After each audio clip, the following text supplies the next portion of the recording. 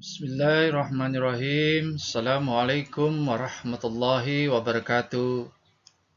Syukur Alhamdulillah kita berjumpa lagi, lebih khusus buat para perwira siswa ATT tingkat 4 dimanapun Anda berada dan dalam kondisi apapun. Mudah-mudahan oleh Allah saya dan para perwira siswa diberikan oleh Allah rahmat kesehatan, keimanan, dan ketakwaan di dalam menjalani kehidupan kita di dunia ini, lebih khusus di dalam kita melakukan sebuah pekerjaan. Pada pertemuan kita yang kelima ini atau yang kesekian kalinya ini, setelah beberapa pertemuan-pertemuan selanjutnya, tibalah kita berbicara tentang prinsip dasar stabilitas kapal. Karena antara bangunan kapal dan stabilitas kapal itu sangat erat kaitannya. Sebagaimana di awal saya sudah menyampaikan. Memahami titik berat, pusat gravitasi, dan distribusi bobot untuk menjaga keseimbangan suatu kapal. Apabila kita berbicara tentang dasar-dasar daripada keseimbangan suatu kapal, ada beberapa poin yang juga akan menjadi pembahasan kita.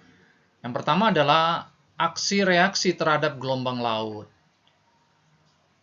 Reaksi terhadap ombak besar, perilaku kapal besar dan pengaruhnya terhadap stabilitas dalam kondisi cuaca buruk.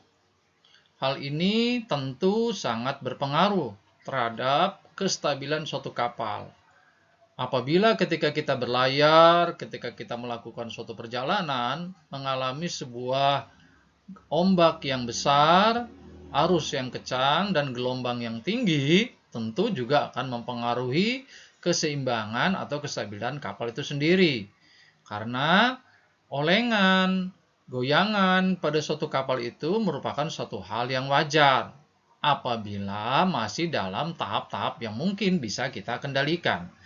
Tetapi apabila gelombang laut dan stabilitas kapal itu betul-betul tidak bisa lagi kita kendalikan, hal ini akan sangat berbahaya bagi keseimbangan suatu kapal. Efek buruknya bisa saja kapal itu mengalami sebuah olengan yang ekstrim dan pada akhirnya menyebabkan kapal itu bisa saja terbalik. Pengaruh posisi horizontal dan vertikal.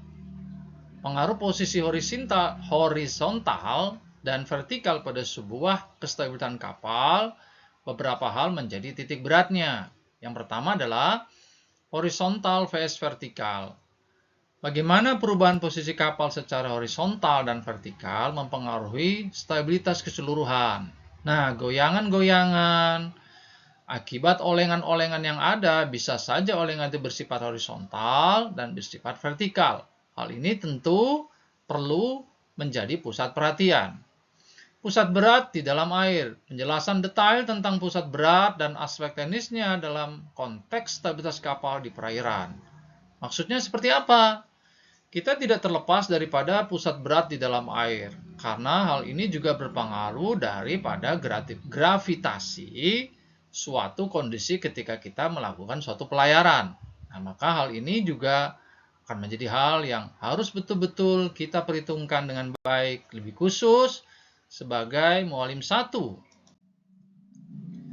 Yang selanjutnya adalah poinnya adalah metode perhitungan stabilitas kapal. Ada beberapa metode yang bisa kita jadikan patokan.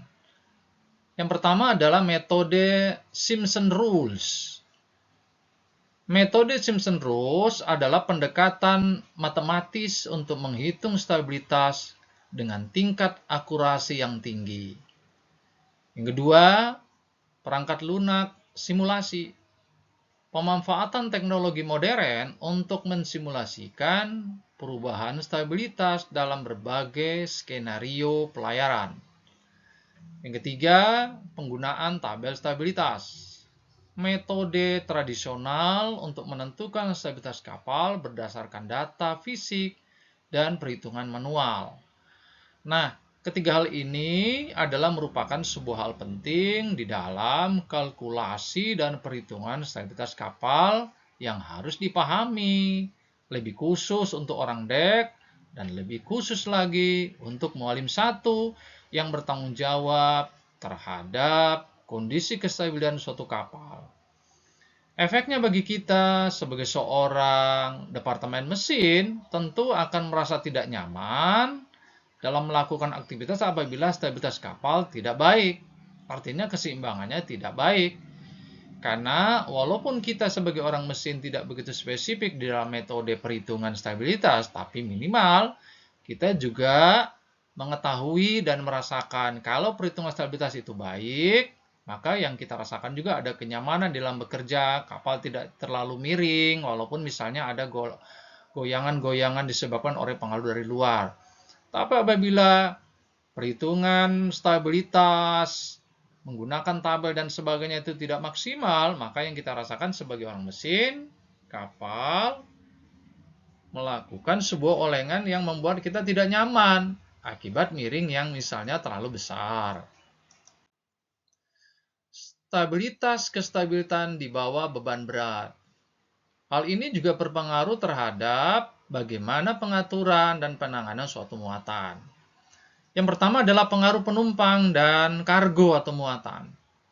Penjelasan tentang dampak beban tambahan terhadap stabilitas kapal, termasuk pemahaman tentang titik berat dinamis suatu kapal.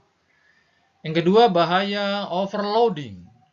Konsekuensi dari mengabaikan batas kestabilan pada kapal yang dimuat melebihi kapasitasnya bisa menyebabkan overdraft atau overloading atau overmuatan. Yang ketiga adalah metode penanganan dan pengisian balas. Strategi penggunaan air balas untuk menjaga keseimbangan kapal dalam situasi beban berat yang berubah-ubah. Nah, ketiga hal ini juga perlu betul-betul dipahami oleh mualim 1 di dalam stabilitas kestabilan di bawah beban berat. Maksudnya seperti apa? Yaitu tadi, pengaruh penumpang, bahayanya kelebihan muatan, dan bagaimana penanganan balas itu secara maksimal bisa berjalan dengan baik dan benar sesuai dengan standar operasional yang ada di tiap-tiap kapal, di dalam pengaturan muatan, dan sebagainya. Pengaruh stabilitas terhadap manuverabilitas. Yang pertama adalah manuver kapal besar. Bagaimana stabilitas mempengaruhi kemampuan kapal besar untuk berbelok dan bergerak di perairan terbatas. Yang kedua, stabilitas dan keamanan navigasi. Peran faktor stabilitas dalam mendukung navigasi yang aman, termasuk saat melewati kanal atau menanggapi cuaca ekstrim. Yang ketiga, reaksi terhadap torsi dan gaya lateral. Pengaruh stabilitas kapal terhadap gaya putar dan lateral yang mungkin terjadi selama manuver di air atau di perairan.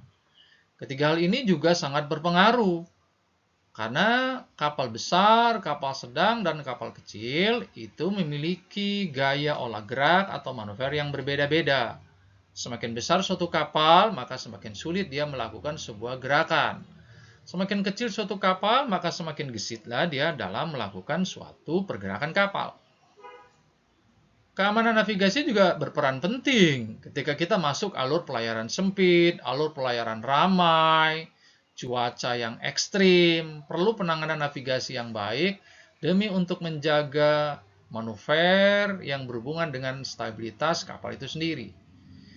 Kemudian pengaruh stabilitas kapal juga terhadap perputaran sebuah propeller.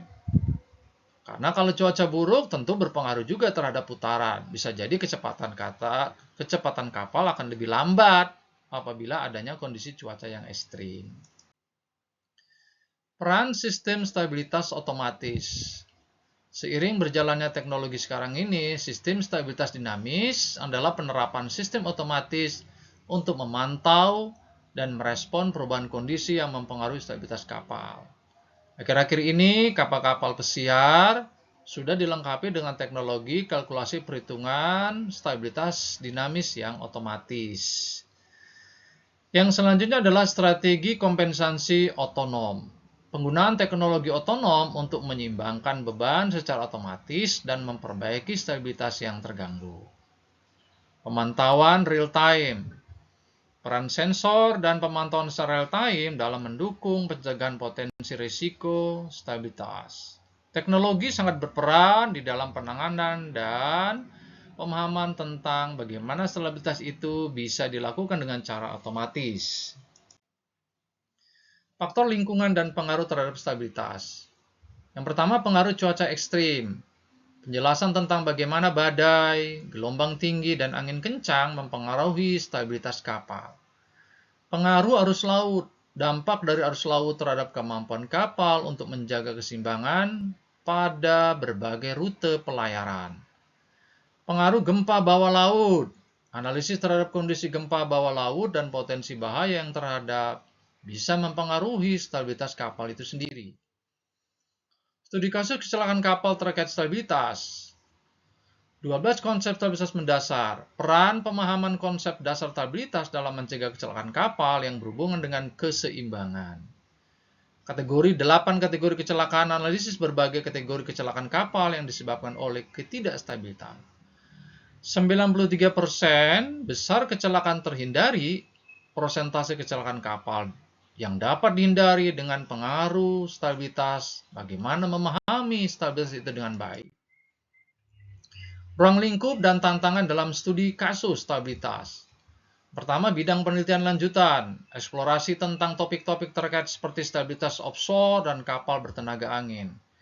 Analisis data yang kompleks, mengatasi tantangan dalam pengumpulan dan analisis data yang kompleks untuk mengukur dan memprediksi stabilitas suatu kapal. 3. Peran perkembangan teknologi baru terhadap inovasi teknologi terkini yang berpotensi mengubah paradigma dalam studi stabilitas kapal itu sendiri. Baik, di dalam pembahasan kita yang kelima ini, bisalah kita menarik beberapa kesimpulan tentang stabilitas kapal itu sendiri. Stabilitas kapal adalah kemampuan kapal untuk tetap dalam posisi seimbang dan mampu mengatasi gaya-gaya eksternal yang bekerja padanya, seperti angin, gelombang, dan muatan yang berubah. Prinsip dasar stabilitas kapal melibatkan pusat gravitasi dan pusat daya apung itu sendiri.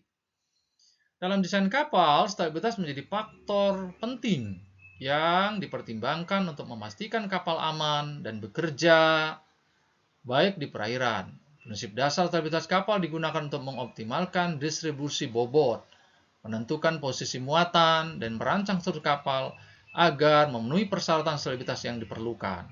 Dengan memaksimalkan prinsip dasar kapal, insinyur dan desainer kapal dapat menciptakan kapal yang memiliki stabilitas yang memadai dan mampu menangani kondisi perairan yang berbeda dengan aman dan ekonomis.